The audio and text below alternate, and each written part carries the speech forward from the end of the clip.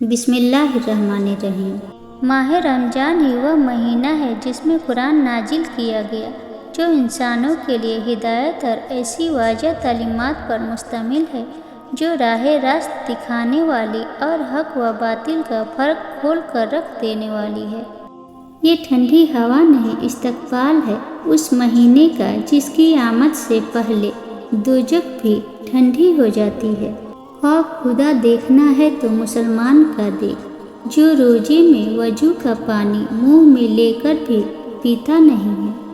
پھول تو بہت ہے مگر گلاب کی بات ہی کچھ اور ہے، مہینے تو بہت ہے مگر ماہ رمضان کی بات ہی کچھ اور ہے۔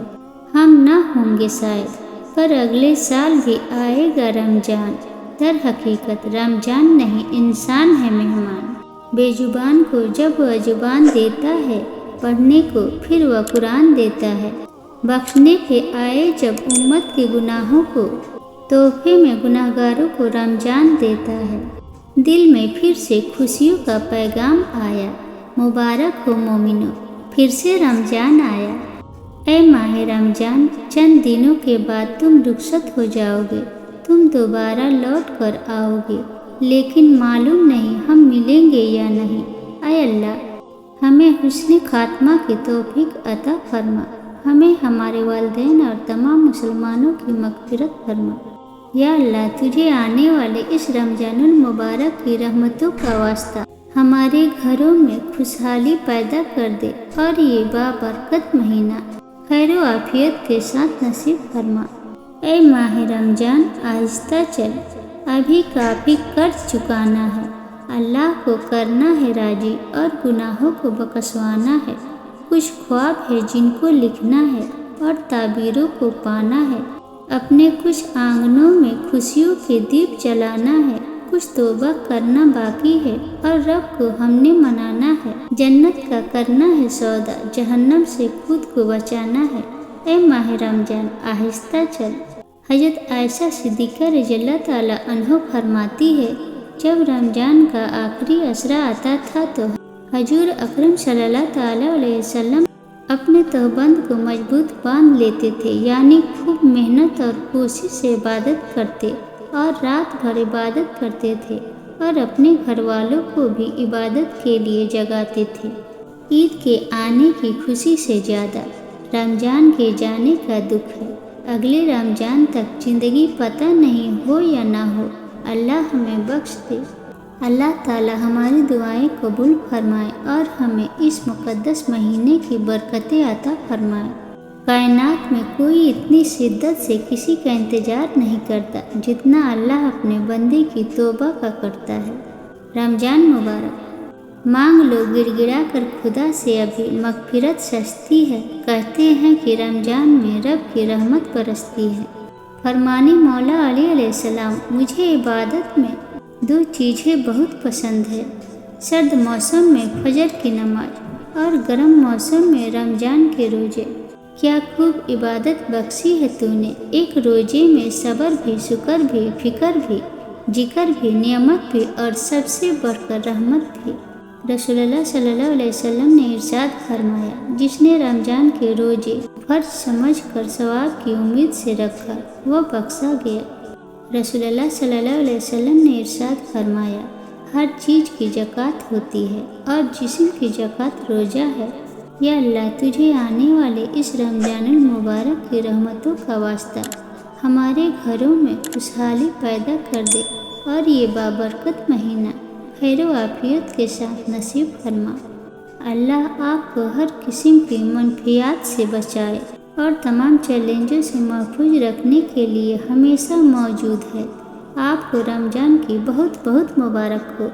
میری ٹوٹی پھوٹی عبادتوں کو ایسے قبول کر یا رب کہ سجدے میں جھکوں تو مجھ سے جڑے سب رشتوں کی زندگی سنور جائے۔ تم مانگو مجھ سے، تمہارا مانگنا اچھا لگتا ہے، تم کیوں پریشان ہوتے ہو؟ کیا میری قدرت پر یقین نہیں ہے تم کو؟ میں تو تمہارے شہرک سے زیادہ قریب ہوں۔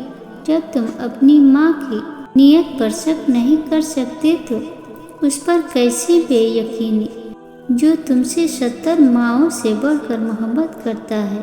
مجھ سے مکمل یقین کے ساتھ مانگ کر تو دیکھو، عرش پر کن کہہ کر پوری دنیا کو تمہارا وسیلہ بنا کر نہ نوازا تو کہنا۔ رسول اللہ صلی اللہ علیہ وسلم نے فرمایا، جب رمضان المبارک آتا ہے تو جنت کے دروازے کھول دیے جاتے ہیں اور دوزخ کے دروازے بند کر دیے جاتے ہیں اور شیاطین کو قید کر دیا جاتا ہے۔ ایک بار موسیٰ علیہ السلام نے اللہ سے پوچھا کہ یا اللہ، جتنا میں آپ کے قریب ہوں، آپ سے بات کر سکتا ہوں، اتنا کوئی اور قریب ہے؟ اللہ تعالیٰ نے فرمایا، اے موسیٰ، آخری وقت میں ایک امت محمد صلی اللہ علیہ وسلم کی ہوگی، اور اس امت کو ایک مہینہ ایسا ملے گا جس میں وہ خشک ہونٹوں، پیاسی زبان، سوکھی ہوئی آنکھیں، بھوکے پیٹ جب افطار کرنے بیٹھے گی تب میں ان کے بہت قریب ہوں گا۔ موسیٰ، تمہارے اور میرے درمیان 70 پردوں کا فاصلہ ہے، لیکن افطار کے وقت اس امت اور میرے درمیان ایک پردے کا فاصلہ بھی نہیں ہوگا، اور جو دعا وہ مانگیں گے اسے قبول کرنا میری ذمہ داری ہوگی۔ لیلۃ القدر کی نشانی۔ حضرت ابن عباس رضی اللہ تعالیٰ عنہ روایت کرتے ہیں، رسول اللہ صلی اللہ علیہ وسلم نے فرمایا، لیلۃ القدر میٹھی میٹھی ہوتی ہے، اس کا موسم میٹھا میٹھا ہوتا ہے، نہ گرم نہ سرد، اور صبح کو سورج سرخ ہوتا ہے اور اس کی روشنی کچھ کمزور ہوتی ہے۔ رسول اللہ صلی اللہ علیہ وسلم نے فرمایا، روزہ اور قرآن بندے کے لیے سفارش کریں گے۔ روزہ عرض کرے گا، یا اللہ، میں نے دن کے وقت کھانے پینے اور خواہشات سے اسے روک رکھا، اس کے متعلق میری سفارش قبول فرما۔ اور قرآن عرض کرے گا، یا اللہ، میں نے اسے رات کے وقت سونے سے روک رکھا، اس کے متعلق میری سفارش قبول فرما۔ اے غفور الرحیم، تمام مرحومین کی مغفرت فرما، تمام بیماریوں کی شفا عطا فرما، تمام بے روزگاروں کو روزگار عطا فرما، رزق میں برکت اور کشادگی عطا فرما، حسد، بغض، کینہ اور بدنظری سے محفوظ رکھ۔ یا اللہ پاک، اپنی نعمتوں پر شکر کرنے کی توفیق دے۔ رمضان اور قرآن۔ رسول اللہ صلی اللہ علیہ وسلم نے ارشاد فرمایا، ابن آدم کا ہر نیک عمل 10 گنا سے 7 گنا تک بڑھا دیا جاتا ہے۔